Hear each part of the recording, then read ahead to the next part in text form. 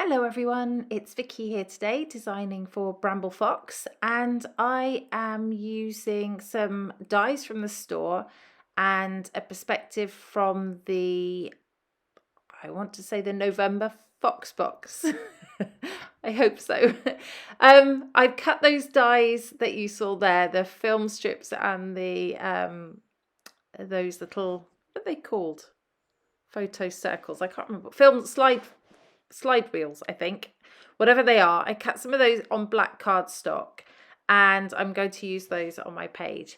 So I have a couple of photos here. They were taken 7 years apart, and we just recreated a photo because it'd been ages since we'd all got together and we thought we'd recreate it. So that's what it is. It's a 7 years apart photo, and I thought it would be great for this title, which is Great Friends. And sorry if you can hear my dog snoring. Buster has been out shopping this morning, so he's been meeting his public. He's tired.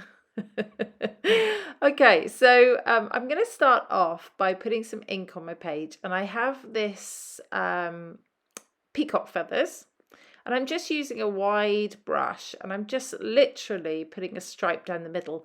A lot of this is going to be covered up, so I'm not too concerned. I just wanted to put some colour onto the page.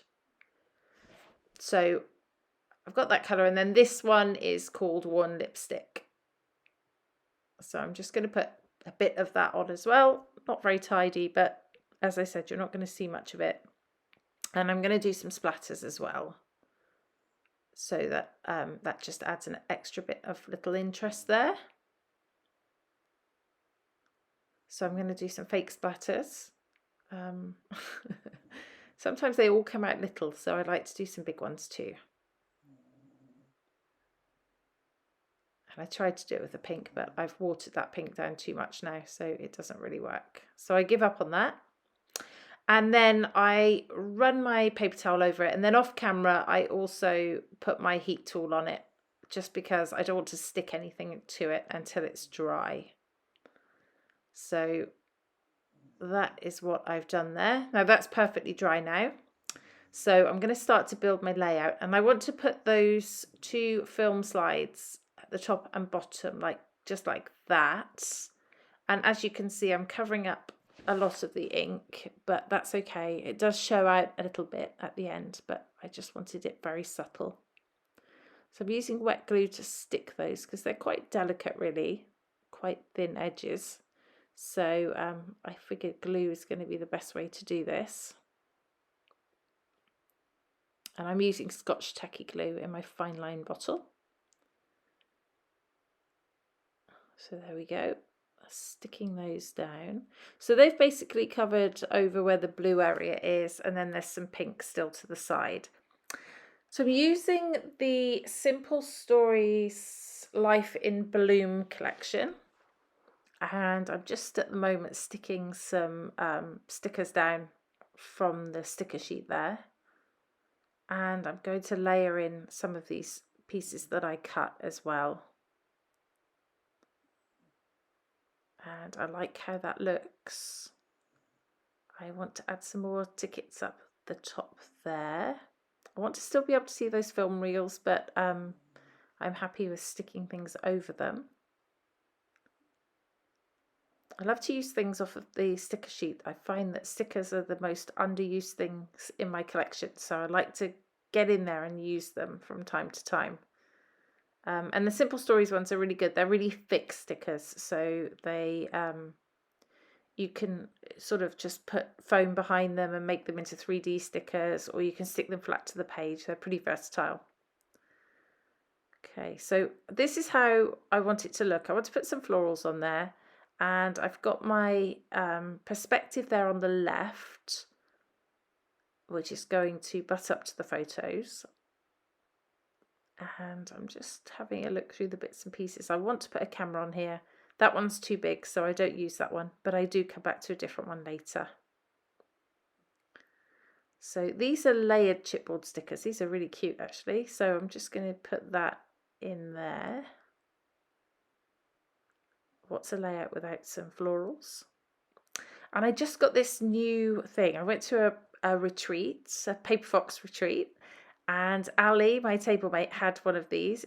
It's meant for anti-static, but it also really works well for taking the stick off the back of a sticker. So I grabbed one of those from Amazon, ordered it while I was still there, and I love it. It's really good, actually. It works really well. Okay, just sticking things down because I'm really happy with how this is looking already. And this is a pretty quick layout, really, because it sort of seemed to pull itself together. Just the paint on the page, bringing in that vertical element with the paint, really sort of made the layout bring itself together, if that makes sense. Okay, just sticking things down. I'm going to put some foam on the back of these photos just to pop those up from the page. And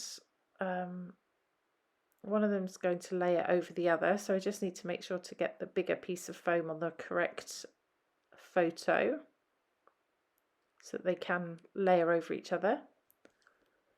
And I'm going to stick them down. I'm going to use tape and glue because I want those to stick well. The tape grabs the page and then the glue makes it stick long term. Sometimes I find that double-sided tape doesn't stick long term. It tends to somehow just dry up or something. I'm not sure, but I had a couple of layouts fall apart, so it's taught me that lesson. So I'm just using this same Scotch tacky glue on the back of my perspective. Lots of people ask what I use. That's what I use, Scotch tacky glue. I haven't used before, what's it called? I can't remember what it's called now. The clear glue. Everyone knows what I mean. I can't remember. But I have used that before. You know, the little clear one that I wish it was.